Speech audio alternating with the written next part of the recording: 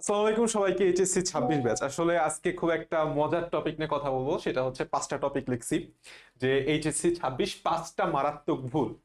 মজার কথা এই জন্য, সেটা হচ্ছে এই পাঁচটার পাঁচটা ভুলই আমি নিজে করছি একাডেমিক লাইফে। ইন্টারমিডিয়েট সেকেন্ড ইয়ারে পাঁচটা পাঁচটা ভুলই আমি করছি এবং সেখান থেকে ঠেকে ঠেকে আইসে আলটিমেটলি আমি শিখছি। যদিও আমার দেরি হয়ে গেছিল এবং সামহাও এই জন্য আমি আসলে বুয়েট প্রিপারেশন থেকে পরবর্তীতে মেডিকেলে সুইচ করি অ্যান্ড দেন এখন সলিমুল্লাহ আছি। যাই হোক, আসো আমি তোমাদের একটা কিছু জিনিস বলি যে এই পাঁচটা মারাত্মক ভুল, যেই ভুলটা তুমি সেকেন্ড ইয়ারে করলে মানে ভবিষ্যৎ সামনে অন্ধকার ভাই, ভবিষ্যৎ সামনে মারাত্মক অন্ধকার।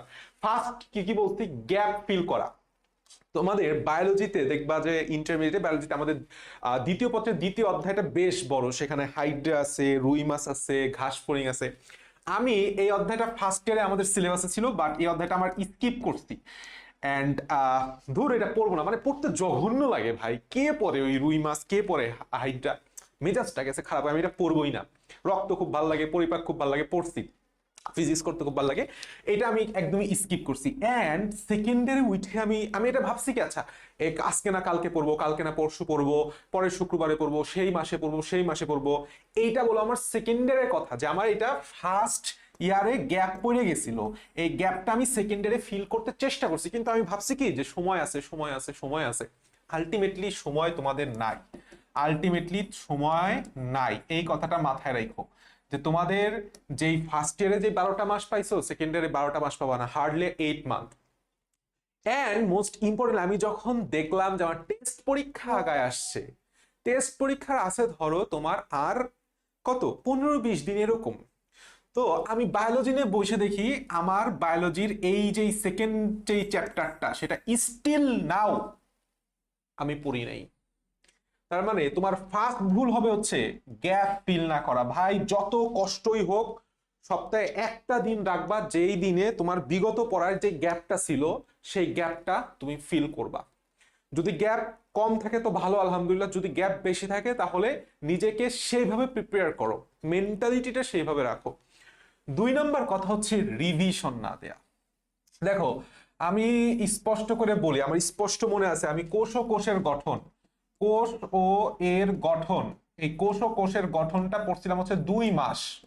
2 মাস। তারপরে আমাদের কোষ রসায়ন, কোষ রসায়ন এইটা আমি পড়ছিলাম অ্যারাউন্ড 1 মাস। তারপরে বায়োলজি আর একটা অধ্যায় অণুজীব, অনেক বড় অধ্যায়, বেশ বড় অধ্যায়, খুব বুঝে ফিল নিয়ে 1 মাস। দেখো আমার 4 মাস নাই হয়ে গেছে। 4 মাসে আমি পড়ছি কয়টা, 3টা অধ্যায়। And মানে সেকেন্ড ইয়ারে যখন উঠছি, এটা তো ফার্স্ট ইয়ারে আমার ছিল, সিলেবাসে ছিল, আমার এগুলির কিচ্ছু মনে নাই। আমি পুরা হয়ে গেছি, মানে কি হইলো এটা? আমি এত কষ্ট করে 4 মাস সময় দিয়ে 3টা অধ্যায় ডিপলি পড়ছি, বাট আলটিমেটলি আমার কিছুই মনে নাই। কারণ কি? কারণ আমি এই রিভিশনটা দেই নাই।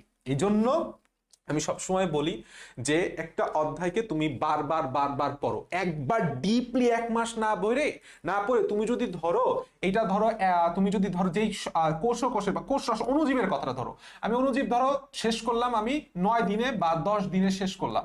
10 দিনে শেষ করলাম, শেষ করার পরে এরপরে আবার 10 দিন পর আবার আমি সেটা এমসিকিউ সলভ করলাম, এরপরে আবার সেটা আমি রিভিশন দিলাম। তাহলে কি হচ্ছে, আমার মাথায় বারবার বারবার বারবার ইনপুট দিচ্ছে। এই জন্যই আমি বললাম 90 দিনের একটা প্ল্যান করছিলাম আমার সেকেন্ড ইয়ারে, যে আমার টোটাল 4টা subject physics, chemistry, math, biology আমি কিভাবে 90 ডেজের মধ্যে সাজাইতে পারি। ঠিক সেম একটা রুটিন ডিসক্রিপশন বক্সে আমি বায়োলজির জন্য করে রাখছি, তোমরা চাইলে দেখতে পারো, তোমাদের মতো করে সাজায় নিতে পারো।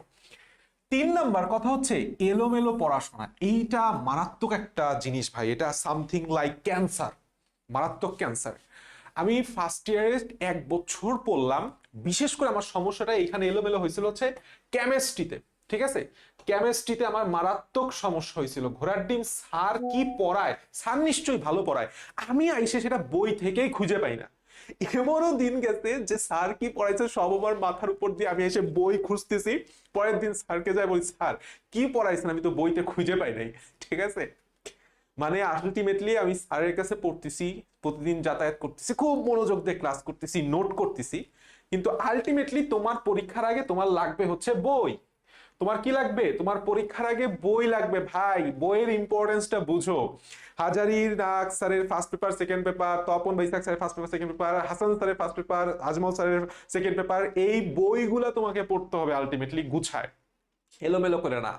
গুছায় বই, মাথার মধ্যে বই রাখতে হবে, এটা তুমি বুঝো ভাই। তুমি ক্লাস মাথার মধ্যে রাখতে পারবা না, trust me or not please.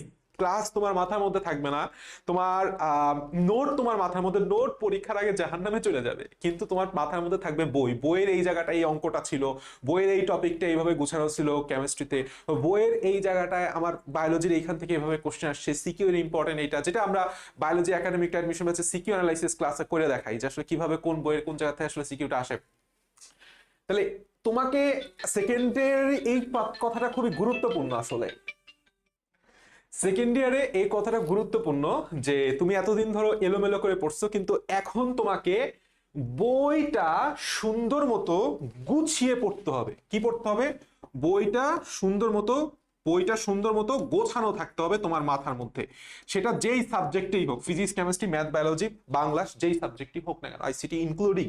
তার কারণে কি হলো যে আমাদের এলোমেলো পড়াশোনাটা হবে না, আমার একটা সুন্দর রুটিন থাকতে হবে, সুন্দর একটা রুটিন থাকতে হবে, সেই রুটিনের অনুযায়ী আমার সুন্দর একটা প্ল্যান থাকতে হবে, সেই প্ল্যান অনুযায়ী আমি বইটা শেষ করব, যে আমার ডে বাই ডে আমি কোন টপিকটা কিভাবে পড়ছি, কোন টপিক থেকে কিভাবে ম্যাথ করা লাগে, কিভাবে কোশ্চেন আসে, এইটা আমাদের সুন্দরভাবে গোছানো থাকতে হবে। এই কথাটাই আমরা ইংলিশে বলি, সেটা হচ্ছে কম্প্যাক্ট। এই কথাটাই আমরা বারবার, এই কথাটাই আমরা ইউজ করি যে কম্প্যাক্ট। কম্প্যাক্ট মানে গোছানো। একটা জিনিস তোমার মাথার মধ্যে গোছানো থাকবে, পরীক্ষার জন্য গোছানো থাকবে, পরীক্ষার আগের রাতের জন্য গোছানো থাকবে। ঠিক আছে? দ্যাটস ওয়াই আমাদের বায়োলজি একাডেমিক অ্যাডমিশন ব্যাচ বলো বা তোমার যে কোনো ব্যাচই বলো, ফিজিক্স ম্যাথের বেলায় বলো, সব কম্প্যাক্টলি সাজানো।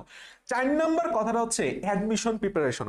এইখানে খুব মজার একটা কথা আছে, সেটা হচ্ছে আমি যাকে জিজ্ঞেস করি বলে যে না এখন আর অ্যাডমিশন পরে কি করব, এখন তো খালি আগে একাডেমিকটা শেষ করে নি, একাডেমিকই পারি না, ধুর মিয়া কি বলেন, এই সেই, মানে খুব মজার ছলে। কিন্তু আমি কিছুদিন পর টের পাইছি যে আমি আসলে পিছায় যাইতেছি ভাই, আমি আসলে মারাত্মক পিছায় যাইতেছি। এন্ড কারণ সবাই তলে তলে টেম্পু চালাইতেছে, মানে নিজ দিয়ে সবাই আসলে আন্ডার কভারে গেমটা খেলতেছে।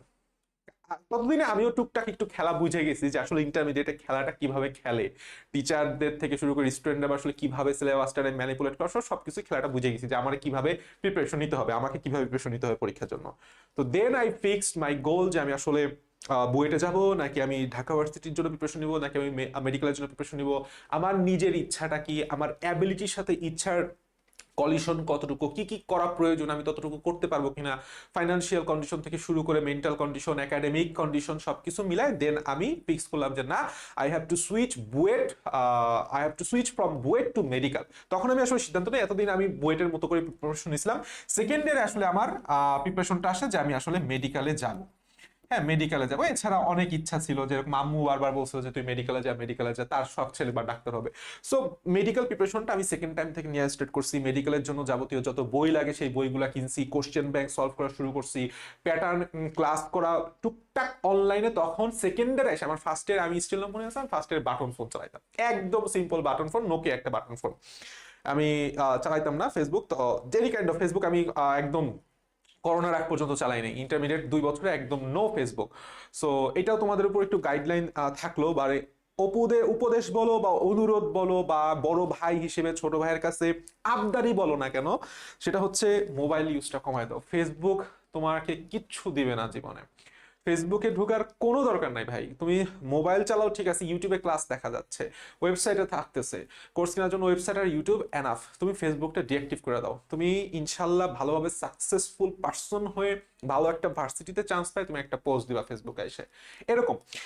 তো আমি যেই জিনিসটা করলাম, পরবর্তী থেকে আস্তে আস্তে একটু অ্যাডমিশন টাইপের ক্লাসগুলা, তখন আসলে pre medical, pre admission, pre engineering, pre varsity এইসব টার্মটাই ছিল না ভাই, তুমি বিশ্বাস করবে না, এইসব টার্মটাই ছিল না।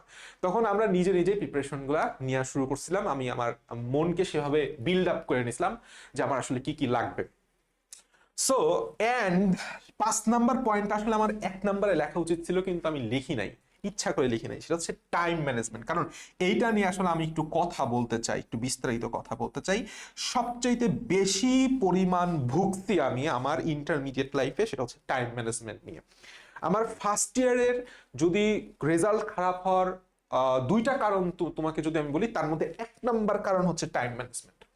দেখো, একটা দিনের 24টা ঘন্টার মধ্যে 4 ঘন্টা চলে যায় লস। তার মানে থাকে 20 ঘন্টার মধ্যে 8 ঘন্টা তোমার মিনিমাম লাগে হচ্ছে ঘুম, মিনিমাম তোমার ঘুম। তার মানে থাকে হচ্ছে 12 ঘন্টা। থাকে কত ঘন্টা? 12 ঘন্টা। এই পেছনে লিখি 12 ঘন্টা।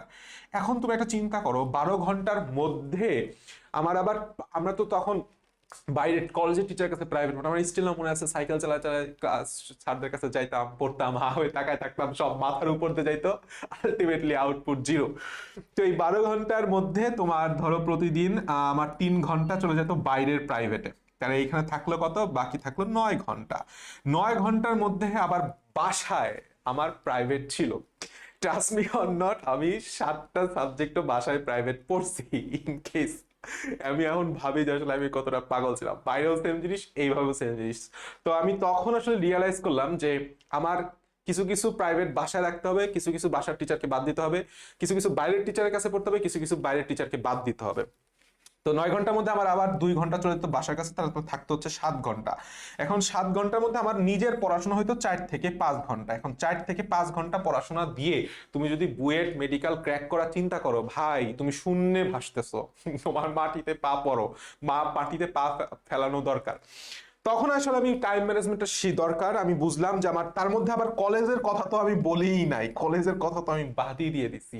কলেজ আমি ফার্স্ট অফ অল কথা হচ্ছে সরকারি কলেজের, সবার কলেজ সেম না, বাট আমার কাছে কলেজ যাওয়া ওর্থ ইট মনে হয় না, আমি কলেজ বাদ দিয়ে দিলাম। ইভেন আমাকে বলা হয়েছে যে কলেজ না যেতে যেতে যেতে আমাকে পরীক্ষা দেওয়া হবে না, আমার টিসি দেওয়া হবে, এই সেই ভুং ভাং চৌচাক। সরকারি কলেজের কাহিনী আমি জানি, কারণ আমার আমার আব্বু কলেজ টিচার, তো আমি জানি আসলে কলেজের কি ঘটনা ঘটে, স্কুল থেকে দেখে আসতেছি। কলেজ বাদ দিছি। 2 নাম্বার, বাইরের টিউশন কোনটা কোনটা জরুরি শুধু সেটা রাখছি। বাসার টিউশন কোনটা কোনটা জরুরি শুধু সেটা রাখছি।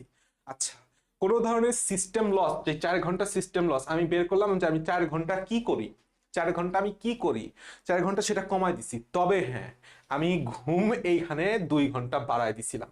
ঘুম আসলে এমন জিনিস যেটা তোমাকে চাঙ্গা রাখবে। তো আমি সুন্দর মতো একটা ছক করি যে আমার এই এই কাজে, দিনের এই এই এই এই এই কাজে আমার আসলে কি কি কি কি ভুল হইতেছে, কি কি কাজ করতেছি, কত ঘন্টা করে সময় লাগতেছে। দেন আমি নেই যে আমার আসলে কি কি জিনিসগুলো বাদ দিতে হবে, কি জিনিস নতুন অ্যাড করতে হবে, এটসেট্রা এটসেট্রা করে একদম পারফেক্ট টাইম অনুযায়ী। এইভাবে আমি একটা সুন্দর কাগজে আমার টাইম ম্যানেজমেন্টটা লিখি, এবং সেই টাইম ম্যানেজমেন্টটা আমার ফুলফিল করতে অ্যারাউন্ড 1 মাস লাগে গেছিল। যে আমি অ্যাকচুয়ালি চাচ্ছি, কারণ হঠাৎ করে তুমি আজকেই চাইলা যে তুমি 2 ঘন্টা করে পড়ো, এখন তুমি 10 ঘন্টা করে পড়বা, পারবা না। সো আমি আস্তে আস্তে আস্তে আস্তে বাড়াইছি আমার পড়ালেখার টাইমটা। সো এইটা হচ্ছে আমার বাস্তব জীবনের ভুল থেকে শিক্ষা নেওয়া কিছু উপদেশ তোমাদের জন্য। আশা করি এই ভুলগুলা করবা না। ডিসক্রিপশন বক্সে আমার 90 দিনের প্ল্যানটা আছে, চাইলে সেখান থেকে ডাউনলোড করে নিয়ে আসতে পারো, তোমার মতো করে তুমি যেভাবে জানো। কারণ তোমার চাইতে তোমার নিজেকে কেউ ভালোভাবে চিনতে পারবে না, দুনিয়ার কোনো টিচার না, কোনো মানুষ না, একমাত্র সৃষ্টিকর্তা আল্লাহ তাআলা ব্যতীত। সো নিজের মতো করে রুটিনটা ডেভেলপ করে, আমি যে ভুলগুলা করছি সেই ভুলগুলা না করে ইন্টারমিডিয়েটে ভালো একটা রেজাল্ট করো, ভালো জায়গায় চান্স পাও, ভালো মানুষ হও। Best of luck.